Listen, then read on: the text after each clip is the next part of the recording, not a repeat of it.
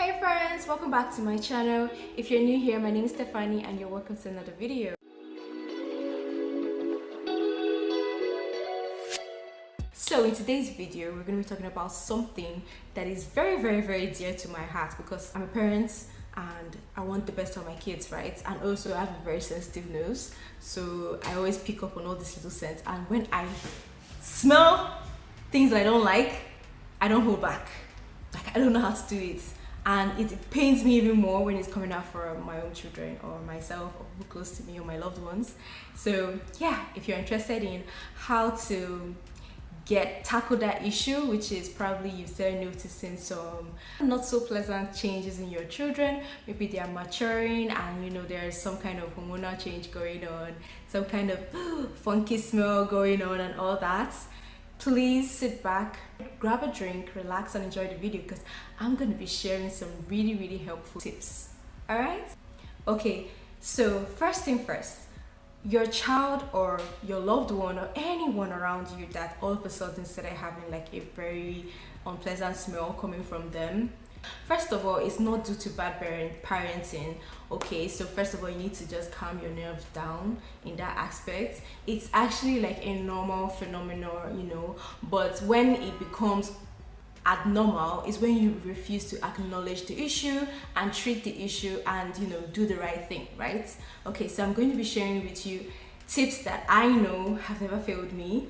I'm a mom of 3. My eldest is turned 10 this year, and so far I have really encountered a lot in regards to him. My little boy is turning to a little man, and also I used to be like, when I was growing up, I had my sisters and all of them were like way older than me. So eventually, I also had to go through that same process, and I had my sisters right there with me to kind of like point out what is wrong, what is right, and tell me what to do. And I feel like I've transferred those knowledge that I got from my sisters onto my own parenting, and so far it has not failed me. So if you're a mom like me, you have a son or a daughter and you started noticing some not so pleasant smells and all that, yeah, let me share you the tips and tricks that I know work. Okay, so tip number 1 is a simple fact that you have to acknowledge that bad body odor is almost like any medical issue that needs to be treated very strictly and logically. Now, there are a lot of natural products that you can use that can tackle the issue. Yes, lemon and lime, things like that have acid inside is actually very good and has proven to work to kind of like work on the pH balance of your armpits if that's the place that is producing the funky smell, and can also lead to like killing the bacteria that is there. Now, I said bacteria, yes, because the thing that is causing the bad body odor is actually an overproduction of bacteria in certain parts of the body that has, sweat, it's always closed, things like that. So once you understand that the thing that is causing that bad odor is bacteria and an overproduction of bacteria, if you want to see it as, there is an overproduction or overpopulation of microorganisms in certain parts of your body, you can also see it that way as well, because that's exactly what it is. So you have to really try and kill the source. You have to kill it, you have to like eradicate it, you have to remove it. That's what I'm trying to say.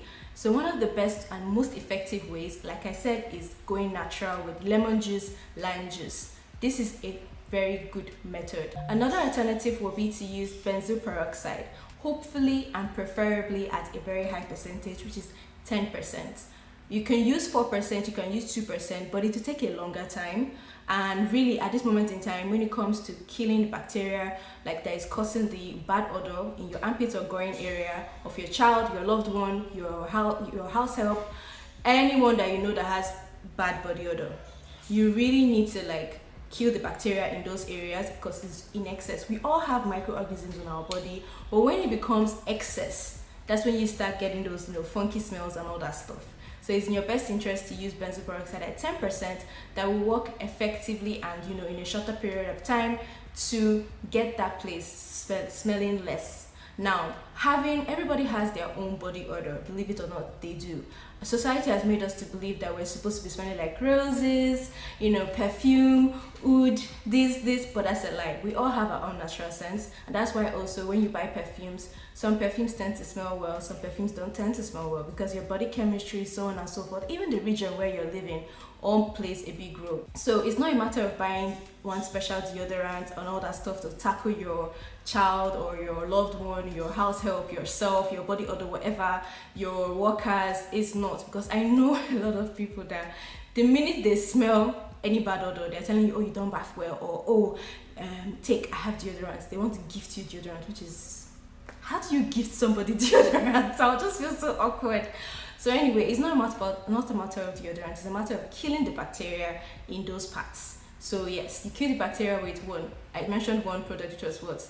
A natural product is lemon juice or lime juice, or a more convenient way to kill it is by using benzoyl peroxide cleansers in your armpits, and you have to leave it on for at least 5 minutes and rinse it off. And be careful, benzoyl peroxide has a tendency to bleach your fabrics, so don't do it while you're in a towel, except it's a condemned towel, it's a bad towel, you don't feel bad if the benzoyl peroxide will bleach your towel. Don't do it while you're wearing clothes, it's going to bleach your clothes. That's what I'm trying to tell you. So yes, it's convenient in terms of the benzoyl peroxide, because you may not have access to lemon juice all the time, and imagine having to always squeeze a lemon each time you want to have your bath. It's just much more convenient to have the benzoyl peroxide cleanser. You can just do it in the shower, do other things, brush your teeth, do some other stuff, and then you rinse it off and then bath. Okay, so if you're a female or you have a daughter and you've noticed there's one kind of scent, maybe when she comes back from school, she enters into your car or your house and you notice there's a scent from her private parts that you don't like, the tip that I know and works is to mix apple cider vinegar with water. After you've baited your child, or they have baited themselves, you use it to rinse the private parts.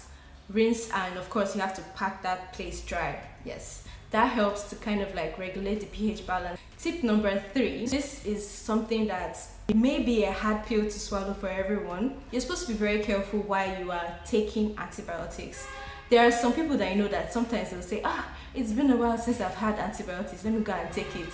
That is not the way antibiotics is supposed to be taken. You're supposed to take it because you need it and because it has been prescribed by a doctor. But sometimes I find out that people just take antibiotics for the sake of taking it, which is wrong. And they don't finish it. They take it when they don't need it, and they end up killing both the friendly and the bad bacteria in their body, which leads to the pH balance of so many places in their body kind of being in a very bad situation. And imagine that for kids. Of course, a lot of kids, once they have cough, catarrh, you want to treat them with antibiotics. I'm not a doctor, I can't tell you it's wrong or right, but I feel like at times, if you're going to use antibiotics, it has to be followed up, like 2 weeks after, it has to be followed up with probiotics to kind of bring back that pH balance in your body and kind of help yourself. And I also believe that an abuse of antibiotics can also lead to like bad body odor.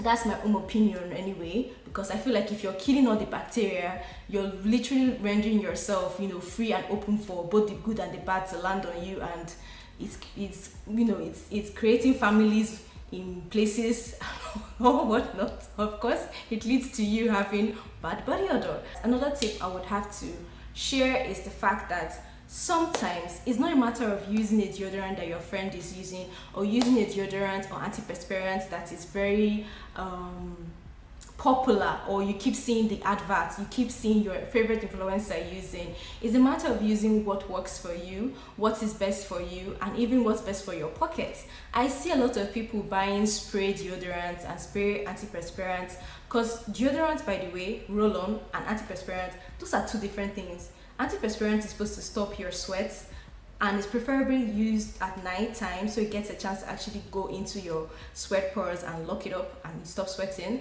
while deodorant is more like a perfume for your armpits, which just helps you to mask the smell, which at the end of the day, if you don't treat the underlying cause, which is that bacteria, you just end up smelling like a very nice, perfumed dustbin. Sorry. Anyway, so Using the right deodorant for you matters a lot. While growing up, I used to believe that because of the sweating and all that, and making sure that you don't get at some point smelling musky, I used to think you have to use men's deodorant and there's antiperspirants. No, actually, if you're a female, use the one that's, for your gender and all that. It matters. And also, finding the brand that works for you is what you need to do. So you need to search and find which one works for you. And also, I don't believe that anybody is supposed to be using spray in this economy, because the spray, half of it goes into the air, half of it actually drops down on your skin. But do you really want to be using something that you're wasting by spraying it into the air? Shouldn't you want to use something that you're getting all your money out of it? I will always recommend people to use a stick deodorant that gets into direct contact with your skin. And also, I strongly recommend to shave, wax, and all those other things. Remove that hair there, okay? Because tell me how the deodorant is supposed to get contact with your skin if the hair is there blocking it, okay? That's a tip for adults. I don't know if the little ones have hair. So another tip, which is practically everybody's gonna know about this one, is bathing regularly can also help to cut down on that odor, and making sure that you're observing proper things, like you're not over bathing, the temperature of your water is right, and also you're moisturizing right after bathing. A lot of people don't seem to understand that your armpit is also your skin. Skincare is not just for your face and your body, it's also for your armpits. Your armpits will be very happy if you decide to moisturize there, and the same thing applies for your kids too. Skincare is not just for you, mommy and daddy, it's also for your kids as well. Moisturize those armpits, clean it well. You're not going to have any odor there. Another product that will help cut down any funny odor coming from your child, by the time they come back from school, especially when they enter into your car, they'll be smelling so good. When they come into your home, they'll be smelling so good. When they enter places, people will be like, oh my god, your kids look so beautiful and they smell so beautiful. The one product that you can use on their armpits after bathing, or not anywhere else, just the armpits, is witch hazel. Yes, witch hazel helps a lot. After having your bath, you totally dry down that place, just using a cotton pad and clean that area. It's not a one-time use. Every product that I've mentioned here, from the apple cider vinegar mixed with water, and also the lemon juice, the benzoyl peroxide as a cleanser for the pits, for the armpits, they are not a one-time use. The same thing with witch hazel, they are not a one-time use. You have to be using it regularly and be consistent to see results, okay? I've shared with you tips and tricks that I know. Any other thing beyond that is not something I've really concentrated on. I'm just sharing with you guys tips that I know, tips that works for me, tips that I've been using. If you have any other wonderful tips as a parent that you've used on your kids, your siblings, your cousins, nephews, you know what I'm trying to say, or anyone, please share in the comment section, because you never know, you could be helping someone. Maybe someone who just watched my video just said something like, oh, but I'm allergic to lemon juice. How is that going to work for me? You can share tips and tricks in the comment section as well, because it's going to be very impactful and insightful to anyone who's watching and reading the comments. Thank you so much for watching. If you found this video very helpful, please share, and of course like the video. And if you're new here, please don't forget to subscribe. I'll catch you guys in my next video. Bye for now.